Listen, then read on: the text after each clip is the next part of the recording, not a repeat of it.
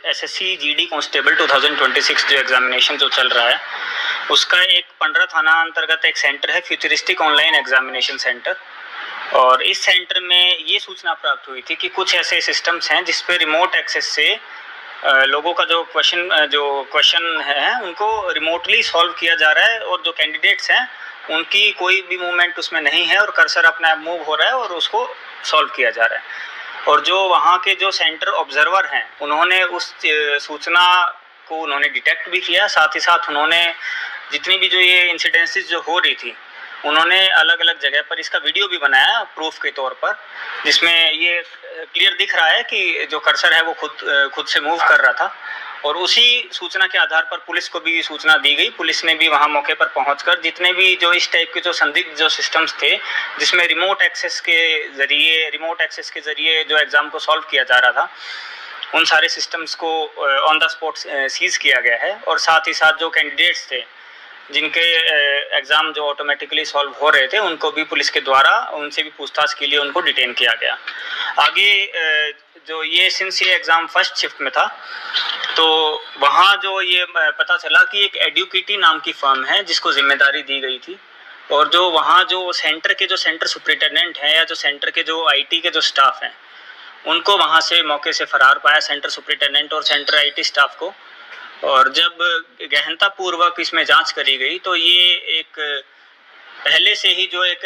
Ammo जो use किया जा रहा है इस तरह की जो एसएससी के एग्ज़ाम में सेम टाइप की जो चीटिंग की जो खबरें हैं वो पहले देहरादून से भी आ चुकी हैं, और मल्टीपल सिटीज़ से इस टाइप का जो एमओ जो यूज़ करने की जो खबर है वो पहले से भी इसमें फिर पता लगाया गया। मल्टीपल एजेंसीज के साथ भी कोऑर्डिनेट किया गया। सीआईडी की टीम है और जो साइबर सीआईडी की जो टीम है उससे भी बात करी गई, उसकी भी सहायता ली गई। साथ ही साथ जो I4C जो एमएचए की जो एजेंसी है उनसे भी इस मामले में हेल्प ली गई, और उनके द्वारा सारा समन्वय स्थापित करते हुए इस निष्कर्ष पर रांची पुलिस पहुंची है कि इसमें जो सेंटर के जो मालिक हैं उनकी भी मिली भगत है, और साथ ही साथ जो टेक्निकल जो सुपरिटेंडेंट है इस सेंटर के उनकी भी मिली भगत है, और उनको फरार भी पाया गया है। जो कैंडिडेट्स हैं उन्होंने पूछताछ के क्रम में यही बताया है कि उनको रैंडम लोगों के द्वारा संपर्क किया गया था और उन्होंने यही उनको वादा किया था कि आप ये पर्टिकुलर कपड़े पहन कर आइएगा, और जो भी आप कपड़े पहन कर आएंगे वो फोटोज़ उन्होंने व्हाट्सएप पे जो उनका जो कोऑर्डिनेटर है जो सॉल्वर जो है उसके साथ शेयर किया गया। और उसके साथ ही साथ जब वो कपड़े पहन कर आए उनकी आइडेंटिटी उन्होंने वेरीफाई करी कि ये कपड़े की इसने व्हाट्सएप पर मुझे फ़ोटोज़ भेजे हैं। फिर उसको जो सिस्टम अलॉट हुआ उसको रिमोट एक्सेस किया गया, और रिमोट एक्सेस करने के पश्चात उसका एग्ज़ाम सॉल्व किया जा रहा था। इसमें जितना भी जो सेटअप है, क्योंकि जो लैन बेस्ड एग्जामिनेशन जो सेंटर है उसमें लैन बेस्ड कनेक्शन है, तो संभवतः मास्टर कंप्यूटर का यूज़ किया गया था, और मास्टर कंप्यूटर के ज़रिए जो जितना भी जो सेटअप है या जो भी फायरवॉल है तो फायरवॉल को बाईपास किया गया है, और फायरवॉल को बाईपास करके मास्टर कंप्यूटर से कनेक्ट किया गया जो लैन का जो सिस्टम है, और उसमें से जो पर्टिकुलर कैंडिडेट्स हैं उनकी जो आईपी अलॉटेड जो एक पर्टिकुलर कंप्यूटर को एक आईपी एड्रेस अलॉट किया जाता है, उस आईपी से रिमोट डेस्कटॉप कनेक्शन स्टैब्लिश किया गया उस एक मास्टर कंप्यूटर के द्वारा। जो मास्टर कंप्यूटर वहाँ सर्वर रूम में रखा था उसको भी पुलिस के द्वारा सीज किया गया है। आगे इसमें पुलिस के द्वारा जांच की जा रही है कि कहाँ से वो जो मास्टर कंप्यूटर है वो ओवर द इंटरनेट किस टूल के थ्रू कनेक्टेड था और किस लोकेशन पर वो कनेक्टेड था। इसमें 6 स्टूडेंट्स जो हैं उनको डिटेन किया गया है, उनको न्यायिक अभिरक्षा में भेजा जा रहा है। उनके द्वारा स्वीकारा गया है कि हमें ऐसे ऐसे कांटेक्ट किया गया था। उनके जब मोबाइल्स को वेरीफाई किया गया तो ये भी पाया गया है कि उन्होंने अपने जो फोटोग्राफ्स हैं जो कपड़े वो पहनकर एग्जाम देने आने वाले हैं उन्होंने संबंधित लोगों को भेजे हैं। बाकी लोगों के विरुद्ध जो है रांची पुलिस की टीम की छापेमारी लगातार जारी है, लोगों को आइडेंटिफाई कर लिया गया है। बरामदगी में इसमें 6 कंप्यूटर जो एग्जाम सेंटर पर जो कंप्रोमाइज थे उनको सीज किया गया है। साथ ही साथ जो सीसीटीवी जो पूरे सेंटर पर लगे थे उसके डीवीआर को सीज किया गया है।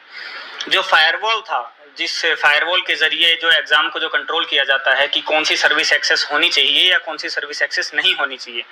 तो उसको भी सीज किया गया है, क्योंकि संभवतः उस फायरवॉल में जो रिमोट डेस्कटॉप कनेक्शन की जो परमिशन है उसको एनेबल किया गया होगा जो टीम के द्वारा, तभी ये संभव हो पाया होगा। तो उसको भी फर्दर एनालिसिस के लिए पुलिस के द्वारा सीज किया गया है। एयरटेल का एक राउटर, जियो का राउटर और एक जो मास्टर कंप्यूटर का जो CPU है उसको भी पुलिस के द्वारा सीज किया गया है। सीडैक के जो डेटा लॉग्स के जो बॉक्स हैं जो IPL लोकेशन के लिए इस्तेमाल किए जाते हैं, उन सीडैक के बॉक्सेस को भी सीज किया गया है। 6 कैंडिडेट्स का एडमिट कार्ड, 5 मोबाइल और 1 टैबलेट, ये सारी जो है पुलिस के द्वारा ये सारी चीज़ों को सीज किया गया है। इसमें सहायक पुलिस अधीक्षक कोतवाली निखिल का महत्वपूर्ण रोल रहा है इस पूरे ऑपरेशन को, या फिर जब ऑपरेशन को जब एक बार जब ये डिटेक्ट हुआ उसको पूरा उसको प्रोसेस करने में, उसको सीज करने में और आगे के प्रोसेस और लोगों को आइडेंटिफाई करने में, और अग्रतर छापेमारी रांची पुलिस के द्वारा इस केस में की जा रही है। ये पूरा जो निखिल चल रहा था, कहाँ बैठ करके, किस राज्य से, किस शहर से, कुछ जानकारी मिल पाई? जानकारी अभी तक यही है कि संभवतः ये बिहार के ही लोग हैं और कुछ लोग इसमें कोडरमा के हैं, कुछ बिहार के हैं, और मैक्सिमम लोगों का जो होम एड्रेस है या फिर जो सेंटर सुपरिटेंडेंट है उनका भी जो है वो भी बिहार के ही रहने वाले हैं, और संभवतः ये बिहार का ही एक गैंग है जो सेंटर्स को टेक ओवर करता है। सेंटर से बातचीत करके जो सेंटर के जो मालिक हैं उनसे उनकी भी इसमें मिली भगत है, और ये पूरा जो टेक्निकल सेटअप इस्टेब्लिश करके एग्ज़ाम्स को लीक करने की और एग्ज़ाम्स को हैक करके सॉल्व करवाने का जो ये प्रयास करते हैं। इसमें SSC के द्वारा भी अपना जो रिमोट जो उनका लोकेशन है, जो उनका जो सेंट्रलाइज्ड लोकेशन जो रहता है, वहाँ से भी लगातार सिस्टम्स की मॉनिटरिंग की जाती है। हालांकि जिस टाइम एग्ज़ाम चलता है तो उस एग्ज़ाम चलने के टाइम पर इंटरनेट को डिस्कनेक्ट किया जाता है ताकि एग्ज़ाम में एक्सटर्नल नेटवर्क पे कोई इंटरफेरेंस ना हो, किंतु इसके लॉग्स साथ ही साथ जनरेट होते रहते हैं जब वो ऑफलाइन होता है। तो ये भी एक पॉसिबिलिटी है कि जब वो रिमोट कनेक्शन इस्टेब्लिश किया गया होगा तो वो डिटेक्ट SSC के जो सेंट्रल सर्वर है उसमें डिटेक्ट हुआ हो, उनको उन लोग्स का भी एनालिसिस रांची पुलिस की टीम के द्वारा किया जाएगा और फर्दर आगे जो भी केस में आएगा उसको इस्टेब्लिश किया जाएगा।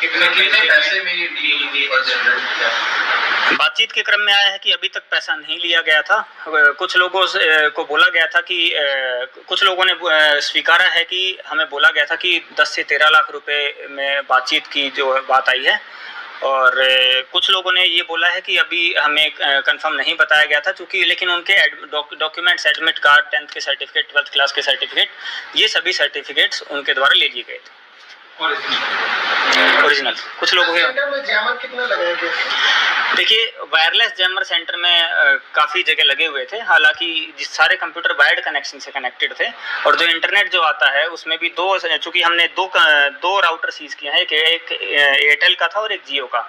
और दोनों वायर्ड ब्रॉडबैंड जो थे, जो कनेक्शन जो सेंटर पर आए हुए हैं वो वायर्ड ब्रॉडबैंड है, तो वायर्ड ब्रॉडबैंड को जैमर के थ्रू ब्लॉक नहीं किया गया था। ठीक है सर, ऑफलाइन एग्जाम हाल के दिनों में होल्ड हुआ था और फिर एक तरह से ऑनलाइन एग्जाम, कितना बड़ा चैलेंज है ये, किस तरह से देखते हैं इसमें? देखिए, एजेंसीज हुई या जो पुलिस की टीम्स हुई वो लगातार ऐसे मामलों में सतर्क रहती हैं। जो नए जैसे टेक्नोलॉजी आती है उसमें कुछ चैलेंजेस रहते हैं, और हमारी टीम्स जो है मल्टीपल एजेंसीज के साथ कोऑर्डिनेट करके ऐसे जो चैलेंजेस आते हैं या जो लीक होने की जो पॉसिबिलिटी है, रिमोट कंट्रोल की जो पॉसिबिलिटी है, उसको एड्रेस करने के लिए हम लोग समन्वय स्थापित करते हैं, और आराम से वो जो ये जो कमियां जो मिलती हैं उसको एड्रेस किया जाता है।